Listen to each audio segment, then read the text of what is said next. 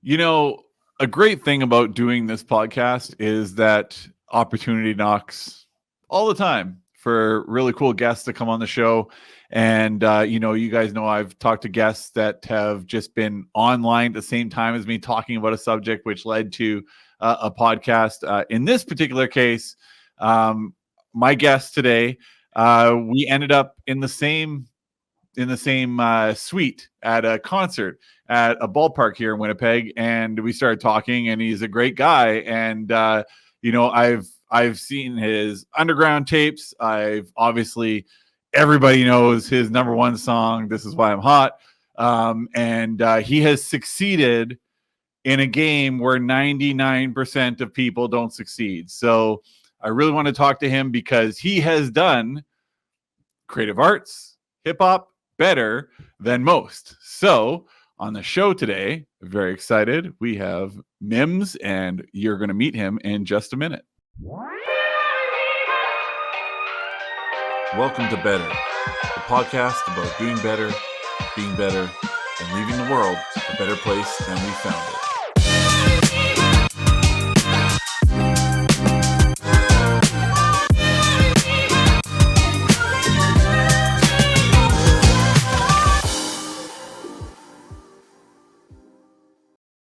All right, here we are. We have Mims in the house. How's it going, Mims? Oh, I can't hear you. All of a sudden, can't hear you. Hang on. We got you. I got you. Oh, You're okay. good. I didn't know How's it that going, was man? me. Jay Hall, what's up, man? What's going on? Oh, it's such a funny story because when I was coming into the suite at the festival I met you at, I was walking with my girlfriend, and I saw, what was the name of the guy again? Tony? No. The guy I was with? Yeah. No, Tony. I don't know who Tony is. Okay. Who was the guy that had the drinks? That was damn. Now I'm drawing a blank, man. Why am I thinking Chris? Hold on one second. That's Corey? really bad of me. Corey, you're talking about Corey. Got it. Corey. Okay. Yeah, shout out to Corey, man. Shout out to Corey. Yeah, shout out to Corey. So I saw Corey and I was like, wait a second, because you know how these things go. Somebody's in my booth, right? And so I come in, I'm about to gas myself up, puff my chest out a little bit, get out of my booth. And you turned around, I was like, oh shit. Okay, wait a second. How did this happen? Let's get this story. So we come in, we met you, and I'll tell you, man, I've met a lot of people that have topped charts and done a lot in their life, been successful, and you're one of the coolest, most down-to-earth guys that I've met who has achieved success that people only dream about. So kudos on that, and that's why we started talking. I didn't even, this is a crazy thing, everybody, okay? I did not even really ask Mims yet. I was building up to asking you to be on the podcast. You're like, let's do it. I was like, wait a second, what?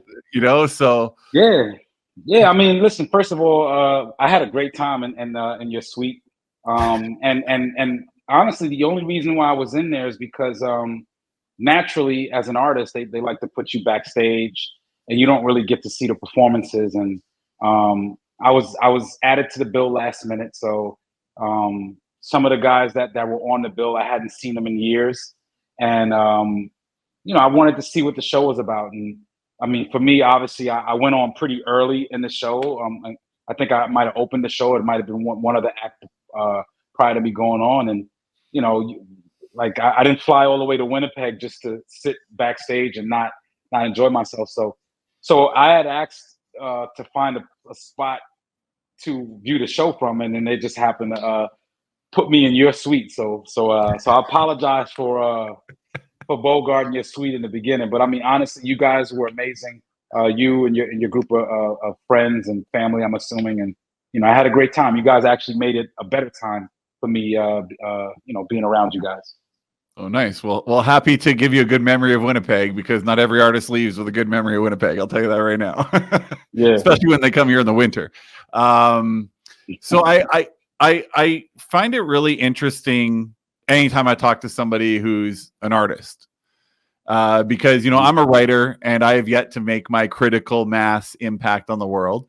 But uh, to do so, I mean, there's a lot of writers, there's a lot of rappers, there's a lot of pottery artists. I think there's probably a few pottery artists out there. There's a lot of different artists, creative people that really want to make their mark on the world, and rarely does anybody ever get the chance to do that, especially at the level that you did and are.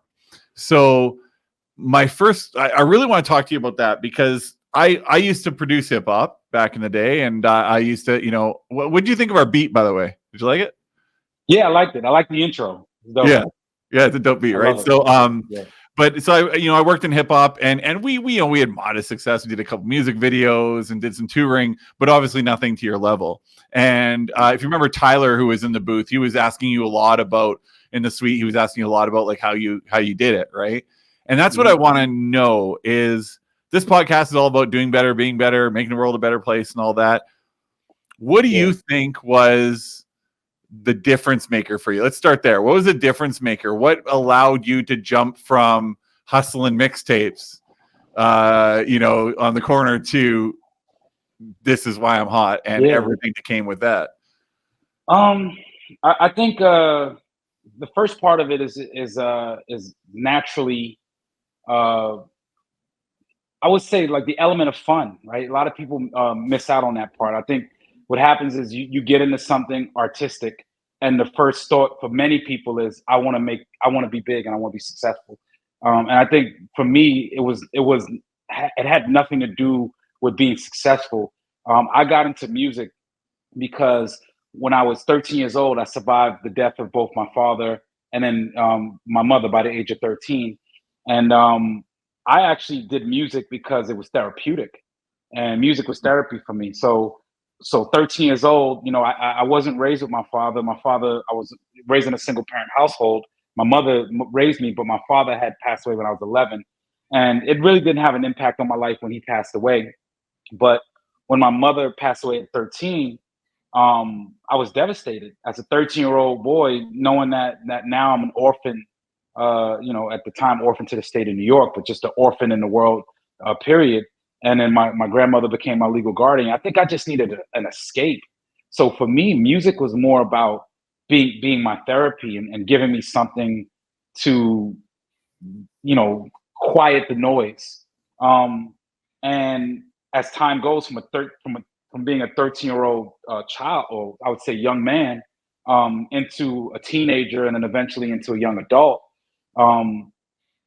you have so much therapy with the craft, and you have so much fun with the craft, and not all the music is fun, but when I say fun, meaning you're not doing it for the purpose of actually feeding your family. You're literally just doing it because it's therapy for you. And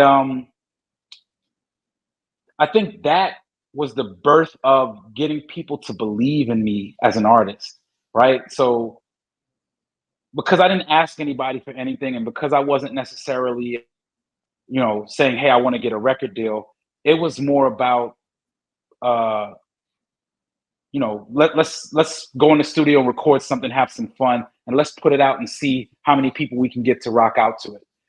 It wasn't until I was like 19, 20 years old that I actually started vesting my interest into the business of music, and that was being an actual artist that made money and toured, and you know so, and for me that was circa, I want to say 2000, and I'm dating myself now, but 81, so 2001.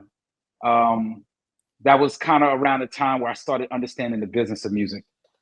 So to answer your question, I think for many of those out there, if you're like wondering what it takes, I think it really just has to come from a place of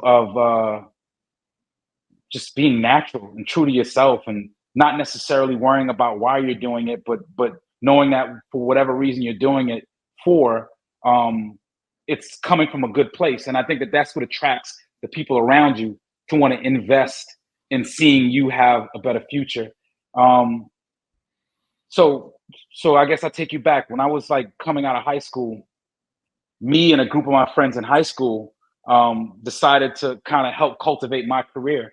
And one of the things that I did, from a business perspective, even back then, was I gave everybody specific roles, right? So like there was the managerial role, there was the street team role, there was the promotions role.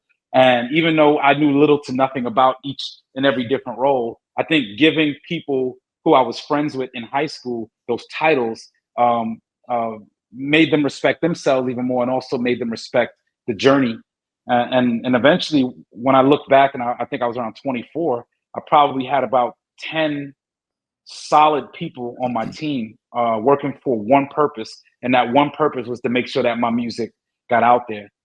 I hear a lot of artists today ask the formula, and by the way, there's no blueprint for success, right, in music, right? Right. Because a lot of it can come from different perspectives. But for me, I think my strategy was always win one person at a time, right? I didn't want to go for 1 million people listening to my record. If I could go to an event or put out a song and I knew one person would become a super fan or a supporter of mine, then I was happy with that.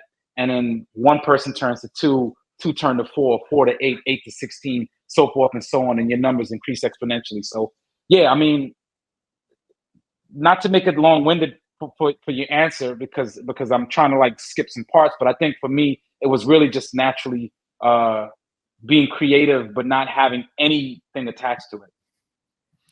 So that's interesting because you know, my girlfriend's in the studio, by the way. J-Lo, shout out to J-Lo. That's right, J-Lo. So by the way, for people that obviously will not understand that, she was dressed as J-Lo for this throwback hip hop concert. So you know, I always tell her I you know, she's actually encouraged me to start this podcast because I had a podcast before, and it got into like negative territory. I think I told you about that. And then I really wanted to do something positive. I've done a lot of advocacy work in my life, and that just requires so much time. And it was just, just, you know, you can only do so much of that and then have a life as well and a job and all that. So I said, I want to do something that can be like therapy for me. Right. So that's why I do this podcast. And then it's kind of the same thing, right? I did an episode about, I think we even talked about this in the suite, but about, you know, these CRP levels and about how they affect your health and all that. And I've had a few people, not a lot of people, but a few people say, oh, I went and got it checked and my CRP levels were high and now I'm doing something about it and all my headaches are gone or you know, something like that. Right. So, you know, I can totally relate to that message. So I guess what you're trying to say is that I'm going to have your level of success. So I'll take that. Yeah. Hey, listen, success is subjective, but I think for you in particular with your story, I would have to imagine that success it starts with one person, right? If you're changing one person's life, if that one person didn't know what was affecting them, whatever ailment may have been affecting them, and because they watched you tell your story, and you and you know, invoke change in them, that to me is like that's the success that a lot of people reach out for. So yeah, I mean, I think you have that and much more to come for sure. Right. Yeah. So I you know, there's a lot. I knew a lot because I was in hip hop. I know a lot of hip hop people and like a lot of people that were in hip hop. Now they've moved on. You know, like Tyler, he's got a family, he's selling cars. You know, different life, right? But everybody's still. You know, it's kind of funny. I ran into this guy named Terrence at the concert when I was out on the field, and I said to him, "What are you up to?" He's like, "Oh, you know, banging it out, you know, DJing every weekend. I got my podcast. I got, you know, I'm recording verses." And I was like, okay, all right. So, and he's like, "Oh, I really like the podcast." I was like, "Oh, interesting. I didn't know he was a person who watched it or listened to it." So what do you think in this day and age, if you're going to put out music, what is a good way to reach people? You know, and I know like, put it up on social media, make a YouTube video and things like that. But I'm more talking about, you know, how to do it better in terms of when you go to record a song, or when you go to do anything with music, how do you know, or do you know that you have something that people are going to resonate with, one person or a million people? Yeah, that's the secret sauce that everyone's trying to figure out. I would say it depends on the person. It depends on the kind of music you're putting out, and I also think it depends on you know, what audience you're trying to captivate. For myself, being over the age of 40, 43 years old to be exact, if I were to put a project out today, I wouldn't expect the same amount of viewership that I got in 2006, only because the the avenues that I used to push and promote that music at that time don't exist anymore, right? So I think for me to measure what I feel deem as successful, I think it depends on the project. So like if I want to appeal to, middle America, let's just say, or middle Canada, Canadian, is it Canada, Canada, Well, Canada, but we're Canadians. Canada. Sorry, that's going to be a blooper for your reels. If I want to appeal to different territories, I think that I have to kind of look inside and see what kind of person is in there, and what they represent, and if I'm creating something for them, how they're going to gravitate to it. I think with social media, people get it confused, and what happens is they want to make music that appeals to everyone, and I can't say if that's the right thing to do. I know that there's artists like Taylor Swift that have amazing careers, and they have an amazing fan base. And I also know that there's artists like Drake who have the same. But I think every record is different, right? So every situation is different, and every song is different. So if your goal is to appeal to everyone globally, you're still going to have to specify who you want that particular song to be for. And then as you grow your audience, then you can experiment outside the box. Yeah. Sorry if you hear my son in the background singing. I don't know if you hear him, but Oh, your son's a singer, or trying to be a singer? he sings everything under the sun. But yeah, I mean, no, I think that's the best advice I can give someone is do what's true to you first. Embrace it, enjoy it, and then if there's an audience for it, then great. If there isn't, and you want to make adjustments, then I think that that's where you kind of go back in the studio and say, hey, the audience that I thought would listen to this record didn't, so let me adjust my next message, right? But there's 8 billion people in the world. Like I think we get it misconstrued sometimes, where we think, okay, I have to appeal to, I got to find an audience of 2 million people, let's say. There's Right. 8 billion people in this world. I don't want to do the math, but I think that's what, 1,600 million. I don't know. My math is going to be off. But point is that there's so many people that you could be reaching out to in different parts of the world to get that 2 million number. Right. So you don't necessarily have to worry about everyone. Just worry about the people that you think want to listen to your music. And if that happens to be 43-year-old man like myself, and you're creating music for people like me, then there's 2 million people just like me that will support it if the music is resonating. So yeah, there's no real formula.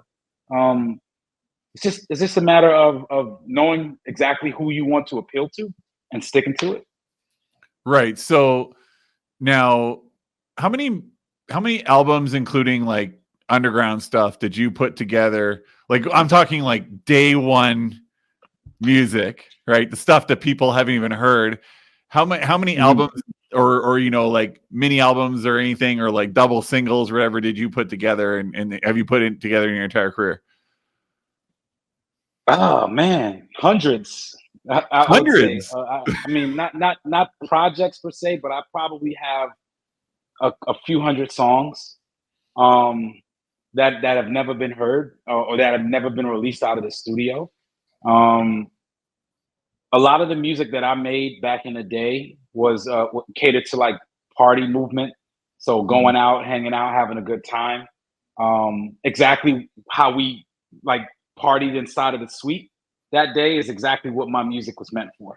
Right. Um, and I think that's the era. I don't know how old you are. I think we're similar in age. We talked about that, but that's kind of like the era we kind of came up on, The era that I listen to, however, is different, right? Like my era of music, what I listen to, we talking about 90s hip hop. So we talking about early 90s into late 90s hip hop. And that era was anything from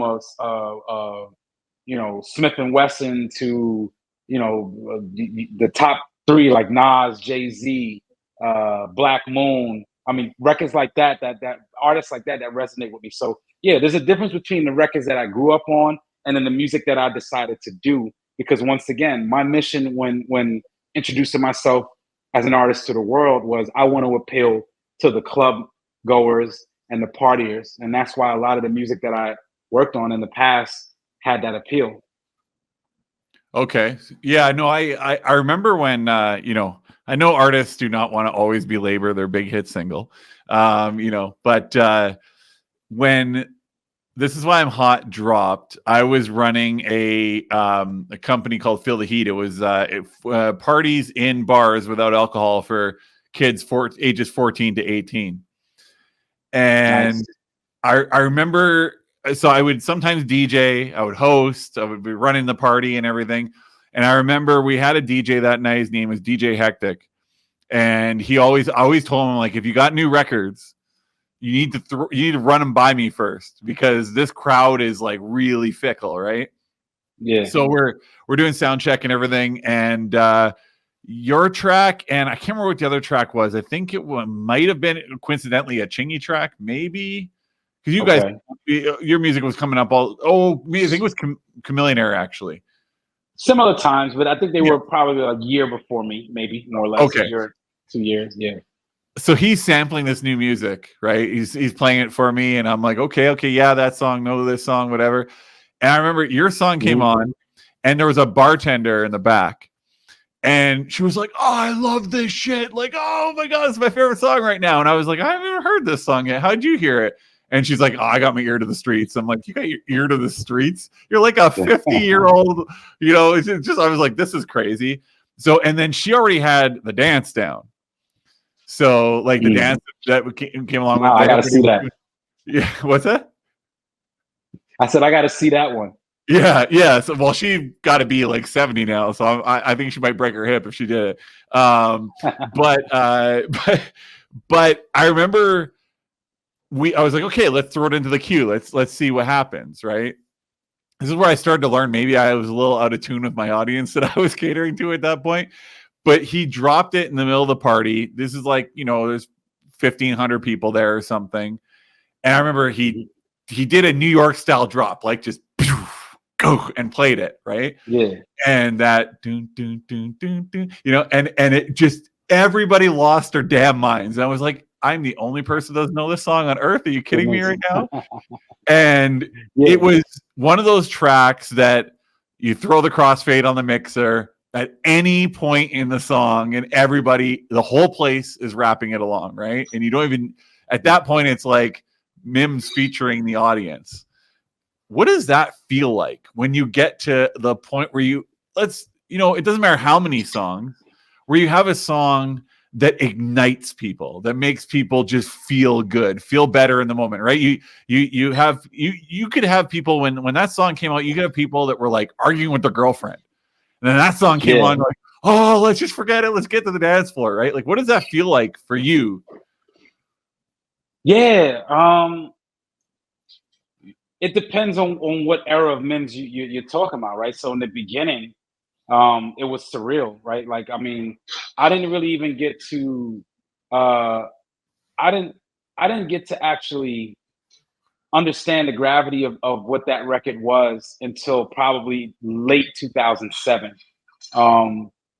So yeah, I mean, for me, when you're going through it and you're the artist and you're pushing the music, you don't realize that I'm an artist from New York, from a place called Washington Heights in New York, and now I'm about to fly to Japan, and people in Japan are gonna be hearing my music. So I didn't really get to understand the gravity what the record was until maybe a year after it was already out, because I had just been keeping my head down and working.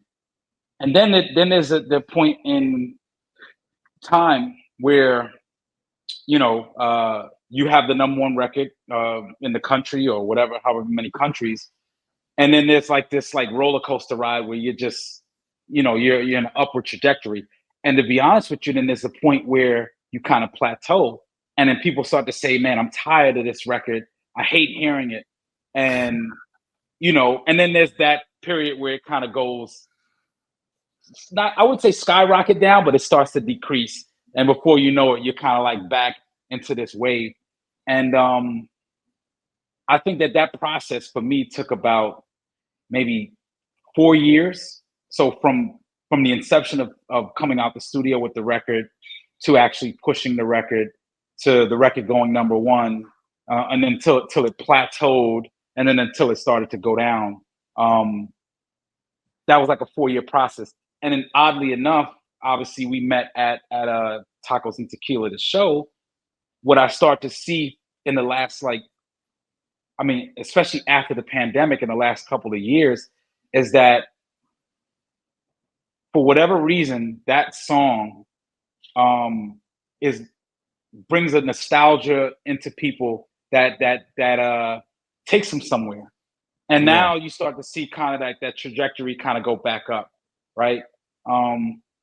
So it's surreal. I mean, and you first started by saying that most artists don't like to identify with their biggest record, and there was a point in my career that was the case. But the reality is now I'm kind of like, man, this has like been a blessing, because this one record, not only has it brought me around the world, but now I start to realize that it's brought so much joy to other people, because every time I see someone, they have a story about when they heard it. Like, I just heard your story, right? Right. And imagine, I get this all the time. You used to be my ringtone in middle school, which makes me feel crazy, because these people who are saying this to me are well into their 30s, and I'm like, middle school, damn.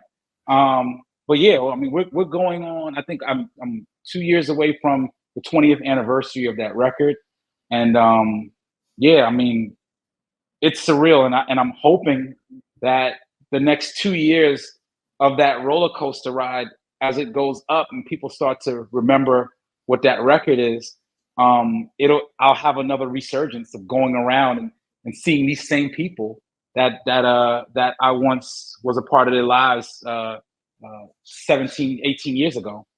So Well, great for me. yeah, like, I mean, Tacos and Tequila was very much that. Like, I was going on the field and I'm seeing people that went to those parties that I'm talking about. And, I remember another memory I have from that track is, I remember when I go in the lineup, and because if we had 1,200 people inside or 1,500 people inside, we had 4,000 people in line. Like, these parties were just bananas. And I would go and I would, at the time when that song came out, probably for like a good year or two after that song, it became a thing that, if I was picking people out of line, they would yell at me the line from the song. They'd come out and be like, Dope. wearing a Wicked jacket or something like that, and they'd be like, "This is why I'm," and they'd start crip walking or whatever in the parking lot, trying to get ahead in that line, right? And and I saw a bunch of them at the concert, and then a bunch of them I didn't even see. I saw posting later that they were all there, and a lot of them had their phone up while you're doing that song, and and they're just at the top of their lungs rapping it, right? Yeah. And I remember, were you ever a WWE fan, like a Rock fan, The Rock? I was Hulk Hogan, Macho Man Randy Savage days, man. But You're once an again, old I'm school dating dude. myself when I say that. But yes, Yeah, you're an old school cat. I'm WWF. Oh yeah, well, they're trying to bring WWF back. By the way, they want to rename it back to WWF. But Good. I'd watch, that was a little bit my era. I was more The Rock and like Stone Cold and all that. So The Rock would come out, and people would, he'd say, the people chant my name, and everybody, Rocky, Rocky, right? And I always was like, man, I wish I had that. Like, what does that feel like? And now when he comes out, when he makes guest appearances and everything, people are chanting and screaming for him. He always does this, where he's goosebumps, goosebumps. How cool is this feeling, right? And when you're doing any kind of art or any kind of job, really, you want you know, I know you're talking about the one reaching the one people and the reaches 2, reaches 4 and 8 and all that, but you want something like that. You want to be able to know that you've touched people's lives and people are like, oh my God, it's him, it's the song, it's, you know, whatever, right? Yeah.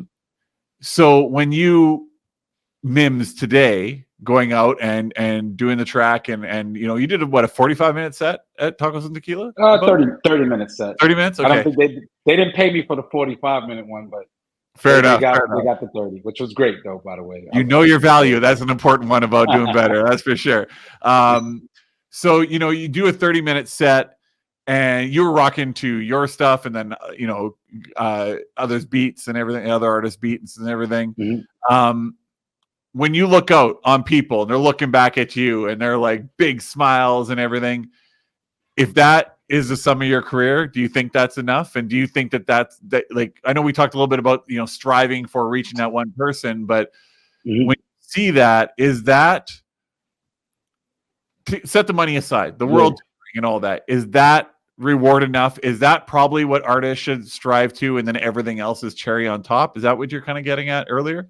Yeah. I mean, once again, success is subjective, right? So however you view it in your eyes. I used to always tell people what I'm most grateful for is my ability to travel and see different places and understand different cultures. I think that we live in a world where, especially with what's going on in my country, where, you know, the people who don't get out and see become the uneducated ones, right? Because then they have to rely on someone else's messaging in order to really understand what life is. And you know, and I give a great example. My first time visiting the Middle East, I was afraid to go because I thought that going to the Middle East meant going into war zones and you know bombs dropping and things like that. And lo and behold, like I fly over there, 16-hour flight or 15-hour flight at the time, and it's the most peaceful place in the world. There's no crime. There's no, you know, everyone's loving, everyone's open ended, and you know to learn a different culture. And then you go to Korea, and then you go to Japan, and you go to Brazil, and you start to see that the things that people talk about are not necessarily what's real. And I think for me as a grown adult now, especially when I see the propaganda that's being sold to the rest of the world, I almost have to like turn off, especially social media. I have to turn it off sometimes because I'm like, this is not true, and that's not true, and that's not true. Um, so for me, yeah, I mean, I'm 1000% happy when I'm on a stage and I get to see how my music has affected the lives of people. I could care. I mean, yes, if you're gonna pay me for that experience, that's the cherry on top. But if you had to tell me pick one or the other, and you know, going back to why I got into music in the first place, you could never put a monetary value on that type of feeling.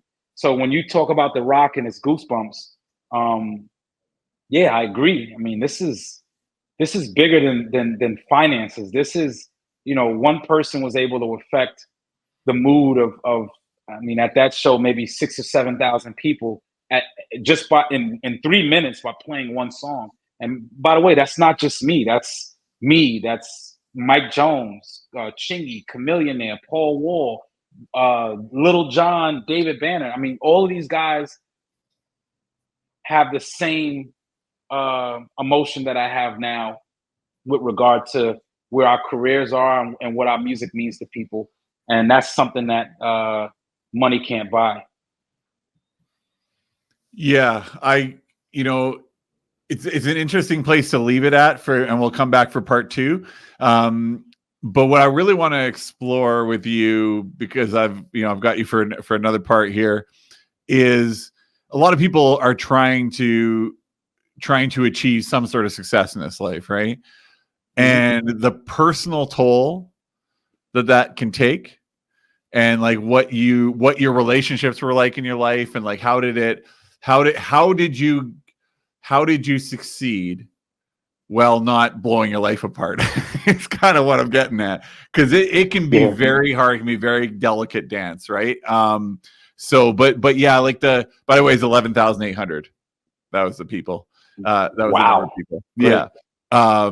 Between the people that were inside and people were still trying to get inside. But the good thing was that the lineup that everybody was stuck outside was still going past where you were playing, so they could hear you the entire time, right? So I had a couple of friends that came in. They're like, trying to get in from Mims, and I was standing in line, so I'm dancing on the sidewalk next to traffic, So, but that's awesome. Thank you so much. What we'll do is we'll jump in for part 2 in a second. Everybody out there, you're going to want to tune in next week if you're watching this, or if this is like, let's say you're watching this in 2025, it'll be the next episode. But we're going to dig a little deeper and talk a little bit about the personal side of success and everything, and doing better in this life, and maybe get some better moments out of Mims too. So stay tuned for that. Like, share, subscribe, rate, all that stuff. You guys know what to do. Thank you so much for tuning in. If you like this episode, subscribe so you can check out tons of episodes just like it, where everybody's just trying to share their better journey throughout this world. All right. I will talk to you guys again at next episode. See you soon. Thanks for checking out Better. If you got to the end, it must mean you liked the episode, right? So how about 5 stars, maybe a sub, maybe a share, great universal comment points, and good luck on your better journey.